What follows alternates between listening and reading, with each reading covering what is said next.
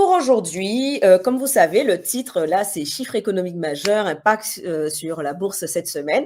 Et donc, comme on a pour coutume de vous faire une rubrique d'actualité bourse, eh bien, je pense que c'était de mise de vous faire part d'une définition, je dirais, des plus classiques. Mais c'est quoi, en fait, les annonces économiques? Alors, les annonces économiques, ce sont des publications officielles, donc de données macroéconomiques, microéconomie. Donc, quand vous entendrez macroéconomie, donc ça veut dire à grande échelle. Pour vous faire très simple, eh bien, les décisions prises par le gouvernement, on regarde au plus large l'économie du pays, etc. Microéconomie, eh bien, ça va être à petite échelle, au niveau des entreprises, des producteurs, etc. Donc voilà, comme ça, j'ai posé le décor. Donc, ces publications officielles, eh bien, elles nous fournissent des indications sur l'état de l'économie. Donc, nous qui sommes à Easy Finance Academy, c'est vrai qu'on met l'accent essentiellement sur les marchés boursiers américains, mais il n'empêche que les autres marchés sont, je dirais, même des partenaires, hein, quand on regarde la bourse chinoise, japonaise, européenne, etc.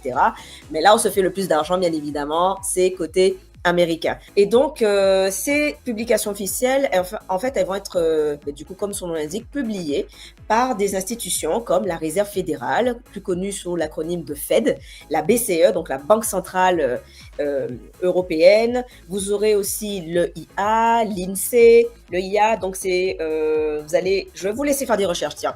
Allez me chercher justement le IA, c'est un acronyme. Mettez-moi en commentaire ce que ça veut dire et puis on pourra débattre un petit peu dessus. Donc, pourquoi on s'intéresse justement aux annonces économiques? Parce qu'en fait, ça va nous donner des attendus, d'accord? On va voir, c'est ça qui va nous indiquer comment les marchés réagissent. Est-ce que ça va être positif, donc haussier, bullish? Est-ce que ça va être pessimiste, donc baissier, bearish?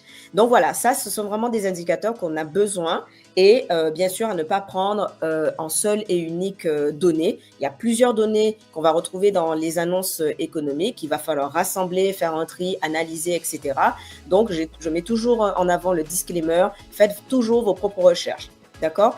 Donc, dans ces annonces économiques, il va y avoir quelques-uns. Je ne vous ai pas fait une liste exhaustive. Hein. Vous pourrez toujours faire des recherches et me dire aussi dans les commentaires ceux que je n'ai pas cités. Ce sera toujours intéressant d'interagir. Donc, vous allez trouver, par exemple, des chiffres de l'inflation comme le CPI, le PPI, donc les chiffres des consommateurs, les chiffres des producteurs qui vont avoir vraiment une influence sur la politique monétaire, qui vont nous indiquer aussi, j'ai envie de dire, le bas à bas, c'est la base et je dirais même les chiffres phares de l'inflation. On va aussi avoir les annonces économiques concernant l'emploi, mais l'emploi vu côté États-Unis.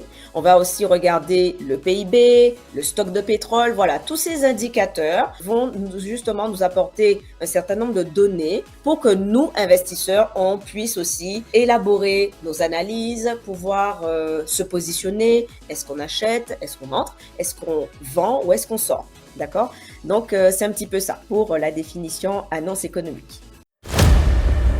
Et si 3 jours pouvaient transformer ton avenir financier? Easy Finance Academy t'invite à plonger dans l'univers de la bourse. Apprends, investis, réussis. Rejoins le mouvement.